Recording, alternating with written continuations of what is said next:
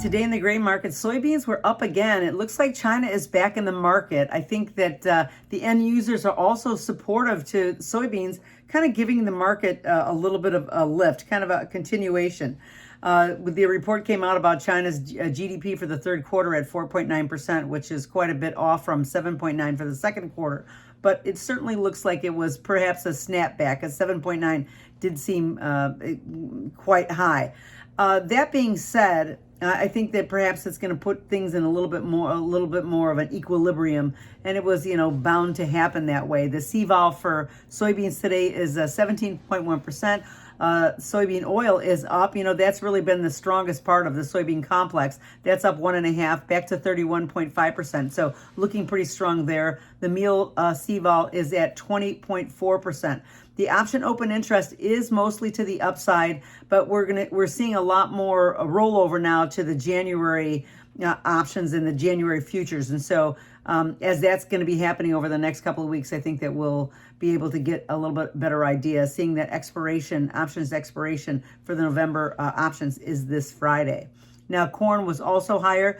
It looked like there is some dryness in the U.S. plains. I think the futures were up for the third day in a row, looking really good right now. Ethanol production is better. That's helping. And China imports is up over 200%.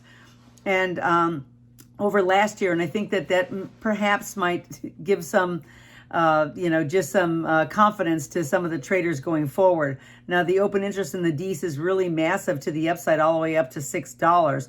That being said, the $5 open interest is still pretty strong. So the market kind of wants to move forward, perhaps being held back by harvest or what have you. That kind of leans on the market somewhat.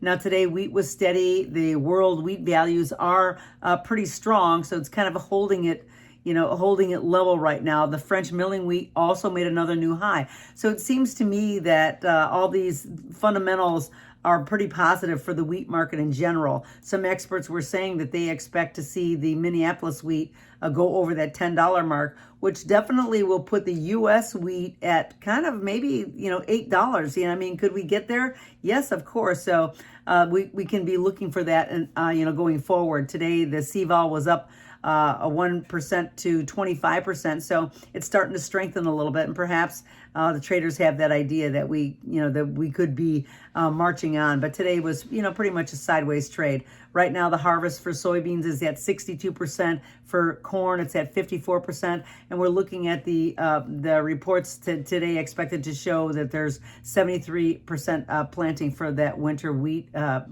crop. So those are things that we're going to be watching, but everything is going to be demand driven going forward.